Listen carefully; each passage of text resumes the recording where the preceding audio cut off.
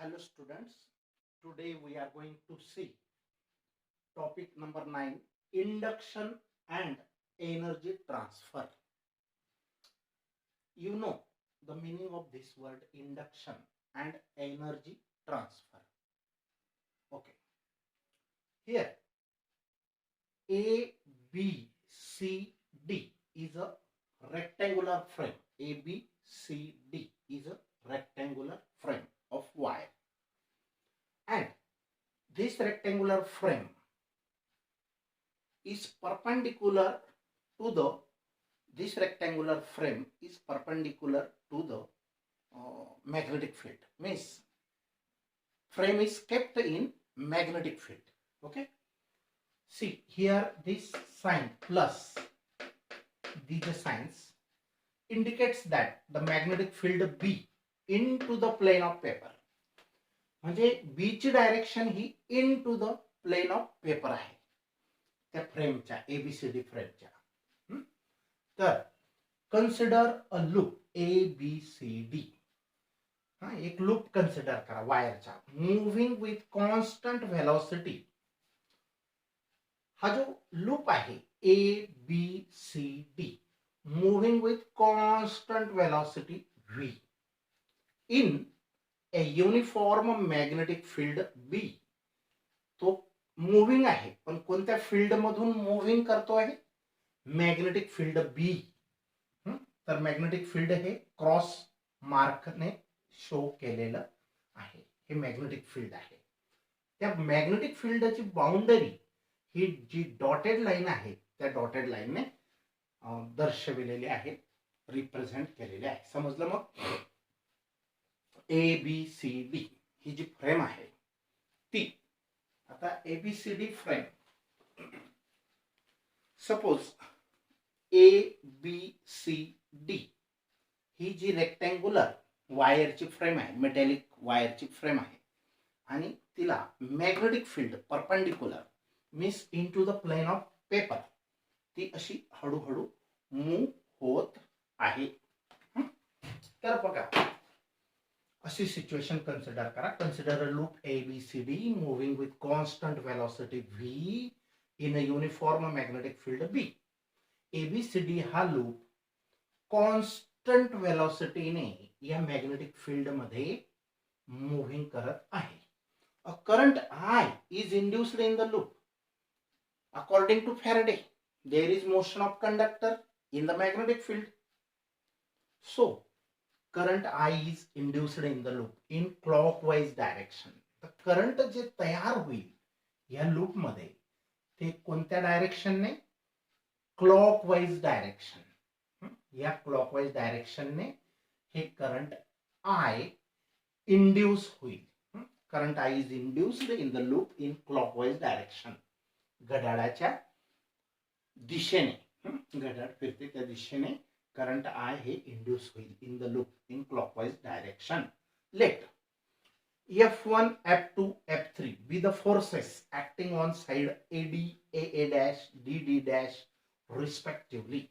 आता बघा F1 हा जो फोर्स आहे तो कोणत्या साइडवर आहे? AD. F1 is acting on AD. F2 is acting on AA'. हा इथे A' आहे, AA'. AB वेगळा, इथे A' पॉइंट आहे, इथे D' पॉइंट आहे. हा D' पॉइंट आहे, D' and here it is A'.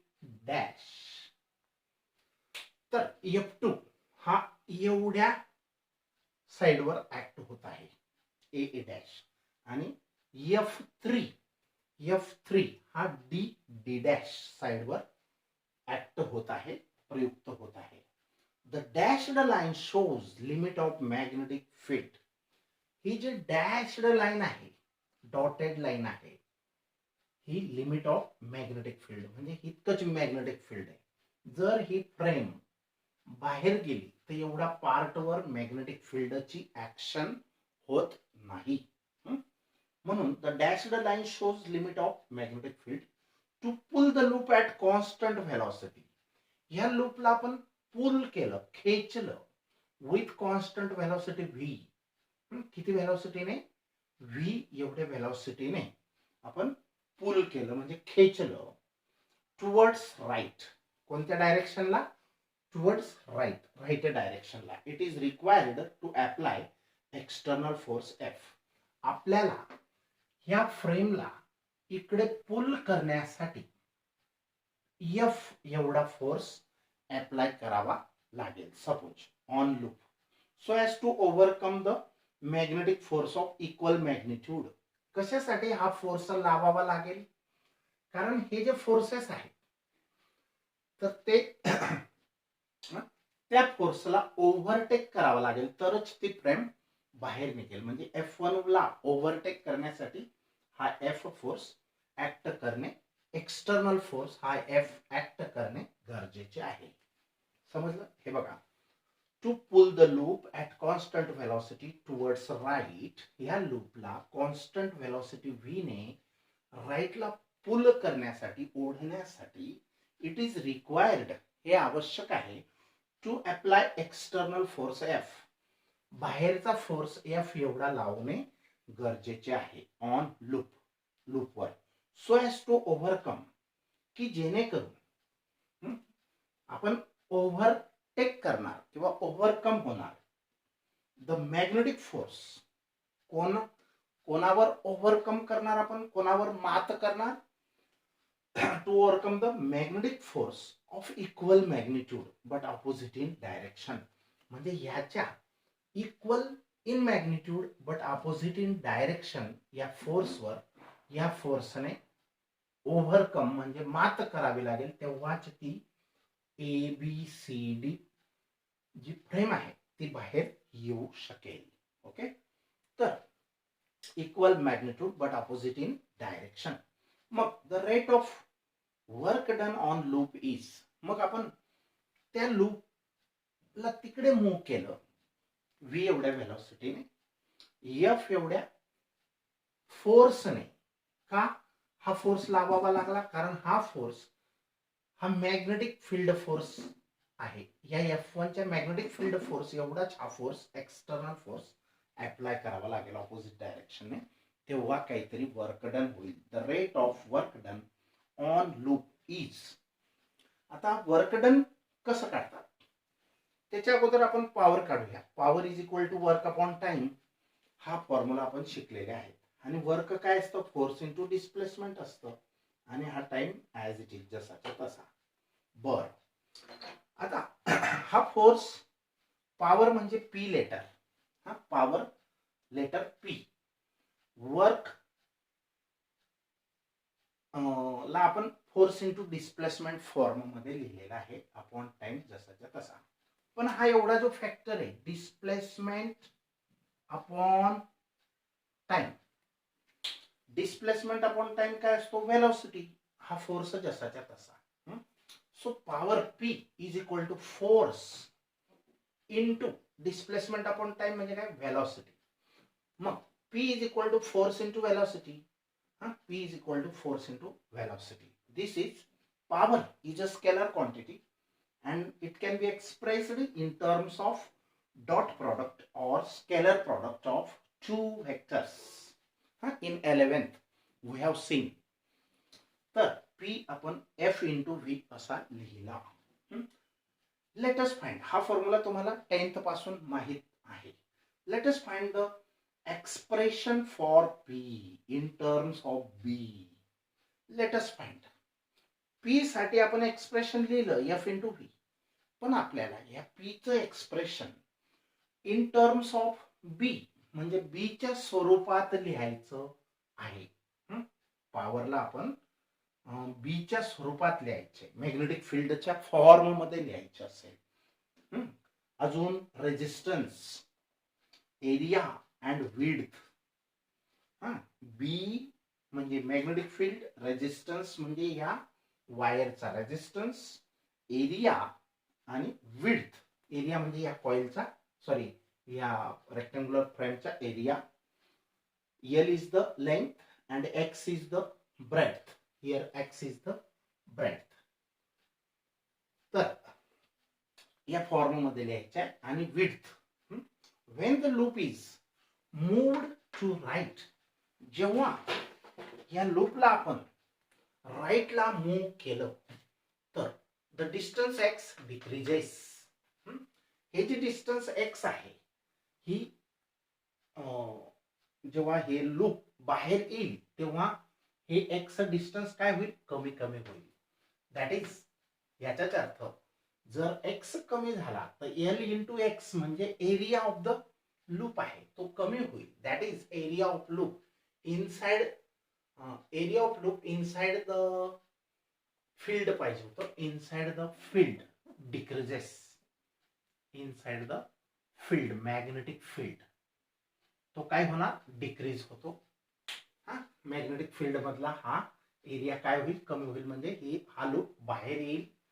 Causing magnetic flux decreases. आणि याच्यामुळे काय होईल, मॅग्नेटिक फ्लक्स जो मॅग्नेटिक फील्ड मुळे ह्या फ्रेमवर किंवा ह्या लूपवर ऍक्शन करतोय तो पण कमी होईल. And it reduces current in the loop. आणि त्याच्यामुळे हे करंट काय होईल, लूप मधलं कमी होईल. मग the magnitude of magnetic flux through the loop is, flux कसा काढतो आपण, तर रिलेशन बघा, B is equal to flux per unit area. B means magnetic field is equal to flux upon area. आपल्याला फाय ची व्हॅल्यू पाहिजे, मग phi is equal to B into A. बरोबर. आता बी जसाच्या तसा, ए म्हणजे L into X, area of the loop inside the magnetic field. कसा काढणार, length into breadth. this L into this breadth, length into breadth म्हणजे BLX. हा फायची व्हॅल्यू BLX. मग by Faraday's law induced EMF E हा किती असतो, minus d phi by d t. मग इथं मायनस जसंच्या तसं d by d t means time derivative कोणाचा, फायचा. फायची व्हॅल्यू काय आहे, BLX पुट केली. आता याच्यामधला BL मायनस BL आपण बाहेर लिहिला, मग राहिलं काय, d by d t of x. आता बघा या ठिकाणी मायनस BL जसाच्या तसा, पण dx बाय dt हा व्हेलॉसिटी असतो आणि त्याला अजून निगेटिव्ह साइन पण लिहावं लागेल. आता dx बाय dt हा v असतो, व्हेलॉसिटी असतो, rate of change of displacement is called velocity. Okay. आता मायनस BL जसाच्या तसा, dx बाय dt ची व्हॅल्यू मायनस v. बरोबर. आता मायनस into minus becomes plus BLV. E is equal to BLV. आता इथं V हा मायनस का घेतला, तर बघा as V is equal to minus dx by dt, कारण V ची value minus dx by dt आहे. काय कारण, तर बघा वेअर V ची value minus dx by dt as the time increases, म्हणजे टाइम जसा होत जातो त्या लूपला आपण बाहेर बाहेर जसं आणतो, टाइम इन्क्रीज होतो, डिस्टन्स एक्स डिक्रीजेस.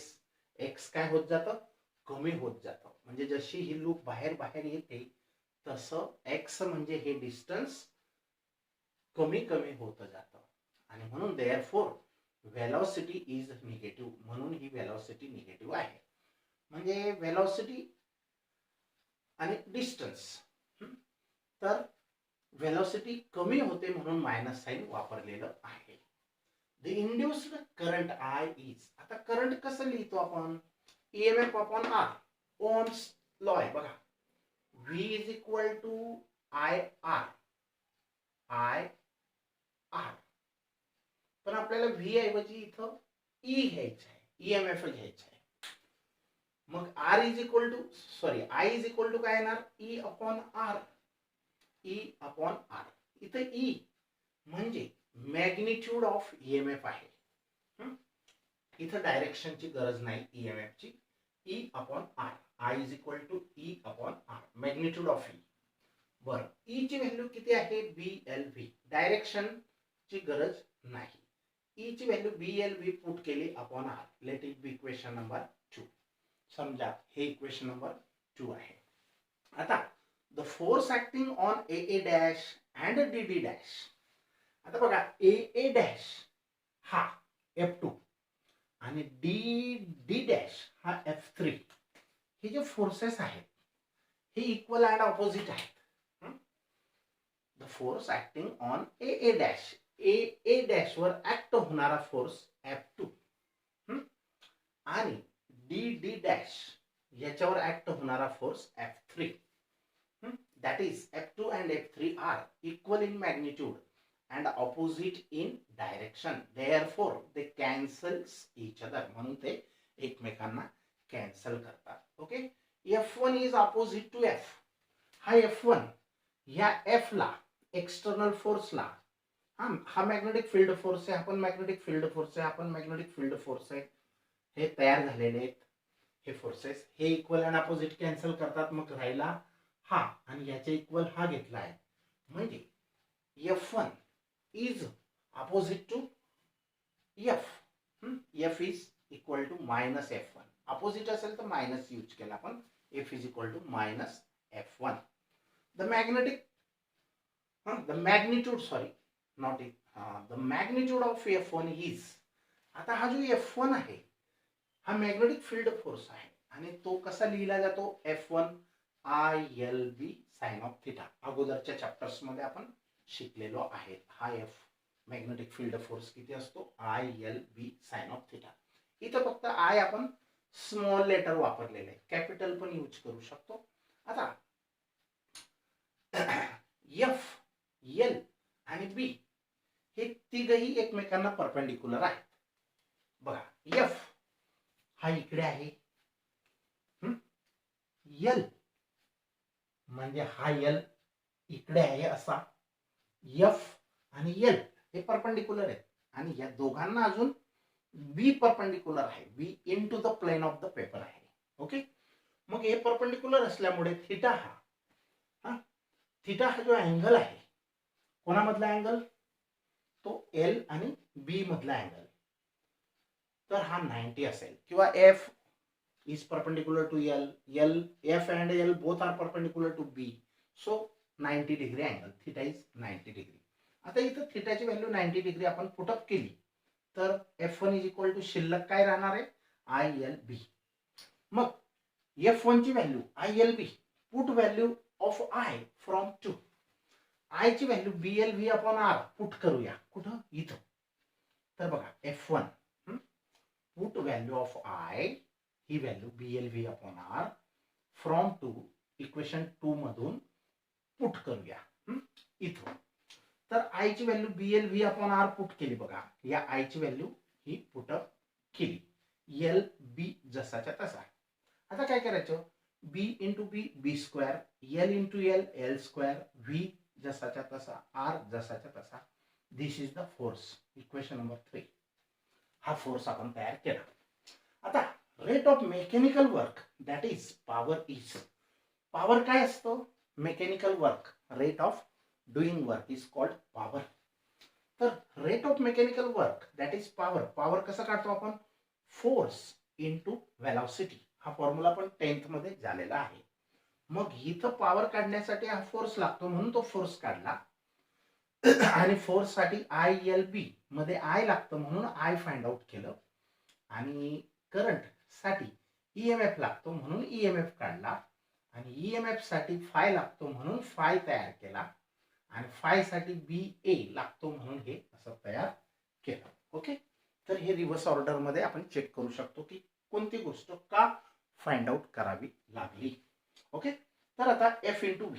मग F ची व्हॅल्यू मॅग्निट्यूड ऑफ F, याचा अर्थ काय होतो, फक्त व्हॅल्यू, डायरेक्शन नाही. मग या F ची व्हॅल्यू टाकली B square L square V upon R आणि हा V, B square L square into V upon R.